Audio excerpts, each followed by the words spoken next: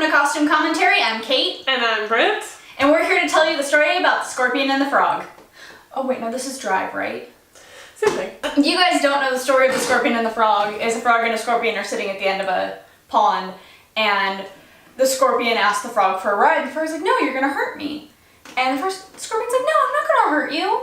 So the frog gives the scorpion a ride on the way, and halfway through the pond, the scorpion stabs the frog and they both drown and die. Now, a lot of this can be seen in the costuming. Obviously, Ryan Gosling's character is the frog because he is giving rides to people. He's the getaway car, and he's the frog and they are the scorpion, and they are both going to go down in the process. He literally has a scorpion On his back. As far as costuming goes, the driver, amazing. But overall, pretty much everyone else, I was not a fan. It's like they were like, okay, this driver guy, he's really enigmatic, really mysterious, really cool. And they had all these ideas and they did them. And then they were like, oh yeah, he's not the only one in the movie. Like, grab stuff from our closets. I really don't find this movie memorable in the costuming at all. The driver, he is. Yes, that's about it. Especially the jacket. But they forgot about literally everyone else. And other than that, it's like, bleh. The movie itself, I really like. Oh yes, the movie's fantastic. The only costume I actually really liked of Irene's was her waitress costume because it felt very Americana. That was okay for me. Everything else was really lackluster. In fact, one of her costumes is my least favorite costume in the movie. I didn't like Blanche. I didn't like Standard. None of the costumes I liked. They just were so, they didn't tell me anything about any of those characters except maybe Blanche. But then you have the driver who is like this amazing shining gem in the middle of like the blandness, and he's done so well. Yes. It's so weird. It's such a stark difference from this director's other movie, The Neon Demon, which is very costume driven. Exactly. Favorites, least favorites, bad news first. Which one's your least favorite? My least favorite is a dress that Irene wears, which I honestly can't even remember what scene it's in because it's so not memorable. But she's sitting on the ground and she is in a maxi dress that is red with like gold print on it. Mm-hmm.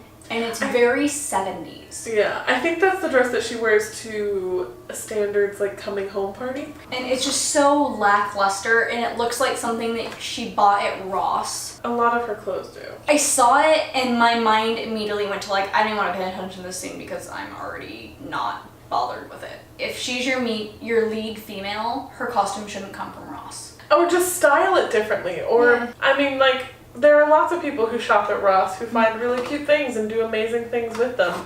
But unless part of her character is that she has absolutely no sense of style, then she shouldn't have looked them, because that's how she looked. What was your least favorite? My least favorite is at least a little bit more interesting, but it's butt freaking ugly. And that is both of the outfits that Blanche wears. She's doing that thing where she's like the darker lip liner on the outside, and so that kind of gives you a sense of like her sense of style. Mm-hmm. Which it's not something that I'm a fan of, so that's probably a reason why I didn't like her costumes. But also, like, a lot of it was not sized very well. It just looks really bad. Particularly when she's wearing that one blue sweatshirt. And it's a sweatshirt that looks like on someone with a smaller bust, it would probably hit right at the hip bones.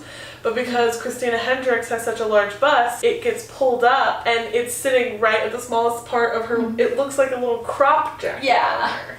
And it is really not flattering. Nothing that she's wearing does anything for her body shape. She's not dressed to flatter her body, which, you know, women have no obligation to be dressed to flatter their body. Yeah. But it is not aesthetically pleasing, and that's one of the reasons why I don't like it. So they're just, I don't know. I don't like the colors aren't cute. I feel like this is supposed to be part of her character because she's like kind of shady. Yeah. But just, it's just gross. It's gross. So, better news. Which one's your favorite? My favorite is an outfit the driver wears, and it is a pair of blue jeans, a white polo shirt, and a jean jacket over it. It is such an homage to the Gracer feel. Very James Dean. Yeah, very Rebel Without a Cause. Yeah, and it feels really natural to me for his character. The scene that it's in, it just fits so well. He looks good in it. I can just imagine him wearing an outfit similar to that working on the car, and that works for me. What was your favorite? My favorite is the outfit, the jacket especially. One of the reasons I love it so much is because you can see just looking at it, but also from reading interviews, how much thought went into it. Like, they were inspired by Korean souvenir jackets, but they decided they wanted them more fitted, and they added the quilting details, and they added the scorpion to the back because of the references, and they made sure that the ribbing on his wrists and on the collar was 100% wool instead of some sort of nylon polyester blend. They put a lot of work into the jacket, and in every detail, every panel, it's totally obvious.